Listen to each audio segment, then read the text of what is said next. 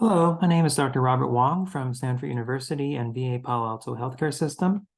Today, I want to review some data from a recently published paper on treatment risk of cirrhosis and hepatocellular carcinoma among a large cohort of predominantly non-Asian patients with non-cirrhotic chronic hepatitis B. And I am presenting on behalf of our authors listed below.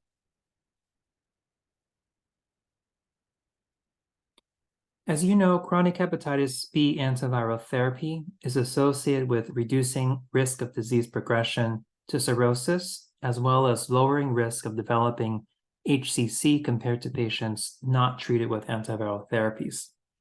However, the overall natural history of patients with chronic hep B on antiviral therapy, particularly among non-Asian populations, is not well described.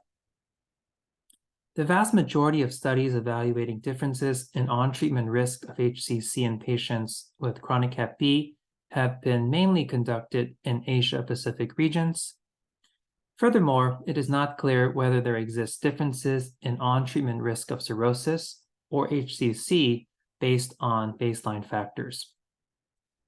The aim of our study utilizes a large longitudinal cohort of predominantly non-Asian U.S. veterans with chronic hepatitis B to evaluate overall natural history, to understand on-treatment risk of cirrhosis and HCC, as well as the influence of baseline factors on the risk of cirrhosis and HCC, all while on antiviral therapy.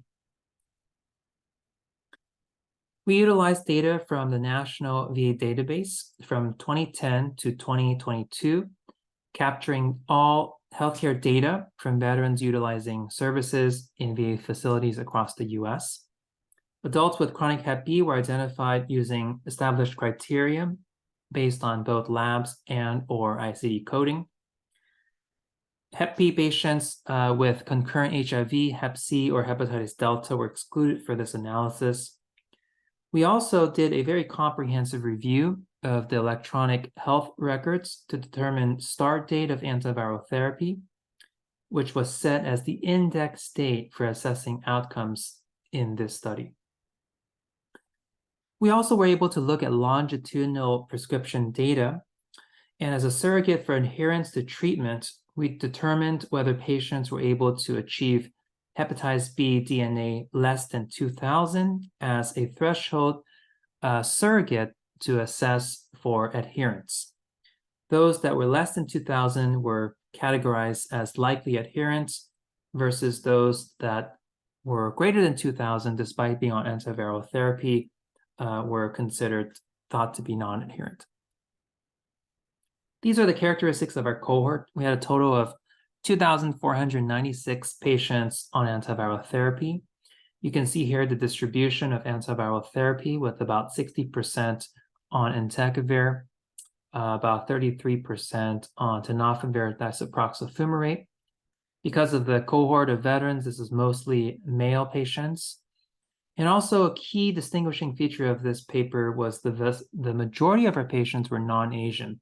You can see here only about 19% were Asian versus 81% were non-Asian race ethnicity. You can also see some of the other demographics and comorbidities here. We also assess patients with alcohol use based on Audit C score. And then we also looked at patients' FIB-4 score. The one thing I forgot to mention is all patients with cirrhosis or HCC at baseline or within 6 months were excluded because we really wanted to understand the incidence of new HCC or cirrhosis. As you can see, we had about 2,500 non-cirrhotic patients. Overall incidence of cirrhosis was 3.99 per 100 person years.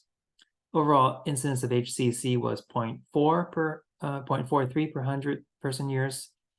The highest incidence of cirrhosis and HCC in our cohort was observed among non-Hispanic whites, which was significantly higher than Asian, as you can see. Patients with higher FIB-4 score at baseline, as expected, had significantly higher incidence of cirrhosis or HCC. These are the figures from our paper. These two graphs show the cumulative incidence of cirrhosis. On the left, stratified by baseline FIB-4 score. As expected, those with higher FIB-4 score at baseline had significantly higher cumulative incidence of cirrhosis. And then on the right, stratified based on race, ethnicity. And again, you can see that the top graph represents non-Hispanic whites who have the highest incidence of cirrhosis in our cohort. And the bottom, the lowest line represent Asian Pacific Islanders who had comparatively the lowest incidence of cirrhosis.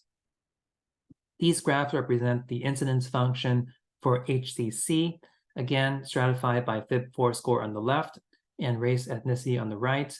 Similar patterns were seen for FIB-4 score. Those with higher FIB-4 at baseline had significantly higher cumulative incidence of HCC. And while not as significant as cirrhosis, we did see some differences in HCC incidence stratified on the right, with again, seemingly some of the lowest incidence seen in those of Asian or Pacific Islander race ethnicity. We did apply multivariate competing risk Cox regression analysis, and we found higher risk of cirrhosis in males versus females. Compared to Asian Pacific Islanders, there was a trend towards higher risk of cirrhosis among non-Hispanic whites.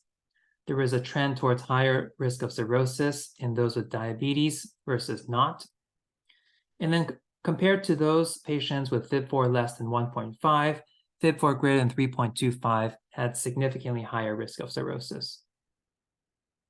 We did not see significant differences in risk of HCC by type of antiviral therapy, sex, race, ethnicity, or whether patients achieve surface antigen seroclearance. And again, compared to patients with baseline FIB-4 score less than 1.45, significantly higher risk of HCC was observed in those with FIB-4 greater than 3.25. So in summary, this study was a large longitudinal cohort of predominantly non-Asian veterans with non-cirrhotic chronic Hep B who were on maintained antiviral therapy. We provide important epidemiology data to describe long-term risk of cirrhosis and HCC among this understudied population. And while race ethnicity-specific differences in cirrhosis and HCC were observed, these differences did not meet statistical significance in competing risk-adjusted regression models. As expected, higher FIB-4 scores at baseline were consistently associated with higher risk of cirrhosis and HCC. Ensuring timely diagnosis of chronic hepatitis B, linkage to care, and consistent antiviral therapy is critical to improve long-term chronic hepatitis B outcomes. And in our data, specifically, I believe that this adds important data to the literature, especially with respect to describing epidemiology and outcomes of chronic hepatitis B on long-term antiviral therapy among a predominantly non-Asian cohort of patients. Thank you.